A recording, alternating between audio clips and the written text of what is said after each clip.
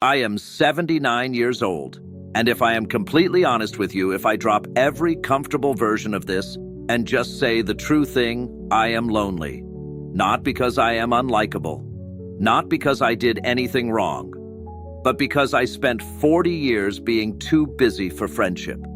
And by the time I understood what that cost me, most of the people were gone. My name is Daniel. I am 79 years old. I was a civil engineer for most of my working life, married for 41 years to a woman I genuinely loved. 3 children who turned out well. By most measures, a successful and complete life. But there is a specific kind of emptiness that I did not expect. The emptiness that comes when you realize that outside of your family, outside of the roles you play as husband and father, you do not have a single person who really knows you. Not one. Not because I was unfriendly, but because somewhere in my 40s, I let every real friendship quietly expire. Too busy, too tired, always meaning to get together and never quite doing it. And now at 79, I am trying to understand what happened. And more importantly, I want to tell you how to stop it from happening to you. Think about your close friends, the real ones, the people who know the actual version of you. Now think about when you last spoke to them, really spoke. Not a text, not a quick reply to something they posted, a real conversation. For most men, and I want to speak directly to men here because this is particularly a men's problem, the answer is uncomfortable. Months, maybe longer. And you tell yourself it is fine. You are just busy. They are busy.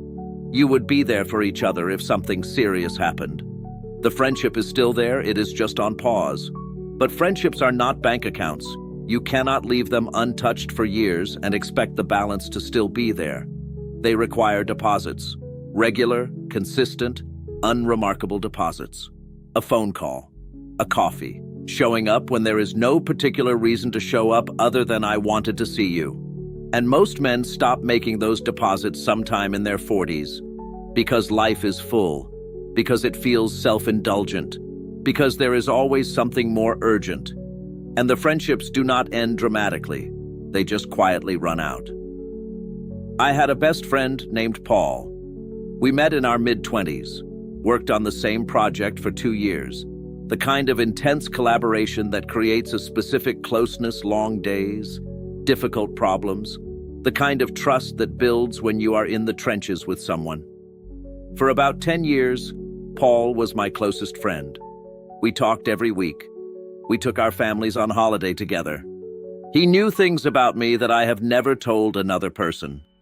And then, gradually, without any single moment I could point to, we drifted. His career went one direction. Mine went another. We moved to different cities. The calls went from weekly to monthly to a few times a year, and then a card at Christmas, and then not even that. I told myself we were still close, just busy, the way old friends are. Paul had a heart attack at 64. He survived, but it was serious. When I heard, I felt something I had not expected. Guilt. Not for the heart attack, obviously, but guilt about the years, about the decade of distance that I had allowed to happen through pure inaction, about the fact that this man, who had once known me better than almost anyone, was now someone I had not spoken to in 3 years. I called him when he was recovering. We talked for 4 hours, and what I felt at the end of that call was grief. Pure grief. For the 10 years we had let pass. For all the ordinary conversations that should have happened and didn't. For the version of our friendship that used to exist and had been allowed to quietly disappear. We rebuilt something after that. We are still in contact now. But it is different. It carries the weight of what we let go of. And Paul almost did not survive to have that conversation. That call shook me into a clarity I should have had 20 years earlier. I want to tell you something about male friendship specifically, because I think it is one of the most underrated crises that nobody talks about.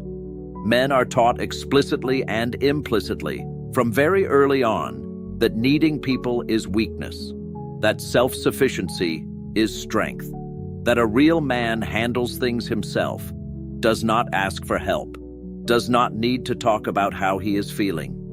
And so we build lives of magnificent independence, and we end up completely alone inside them. The research on this is not subtle. Isolated men die earlier. They get sicker. They recover from illness more slowly. They are significantly more likely to fall into depression. Loneliness is not a personality preference. It is a health crisis. And it happens gradually, silently, to men who are otherwise doing everything right. The solution is not complicated, but it requires something that does not come naturally to most men.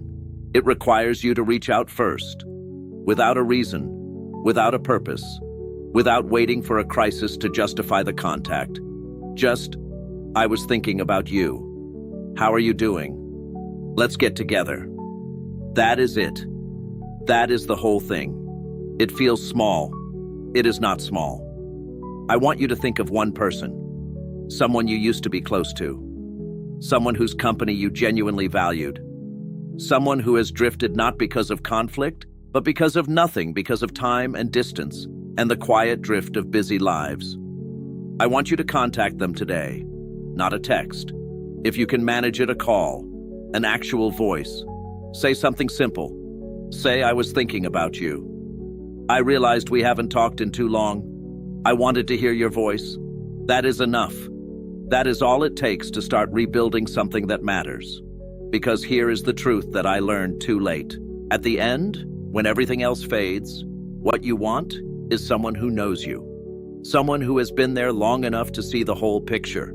Someone who remembers the version of you that existed before all the responsibilities and roles took over. Do not wait until you are 79 sitting in a quiet house to understand what that is worth. Start making those calls now. Tell me in the comments, who is the person you just thought of? You don't have to tell me the story. Just, is there someone whose name came to mind while you were listening? Go contact them. Today. Before you forget. Before it gets busy again. Before another year passes. The call takes 10 minutes. The regret lasts much longer.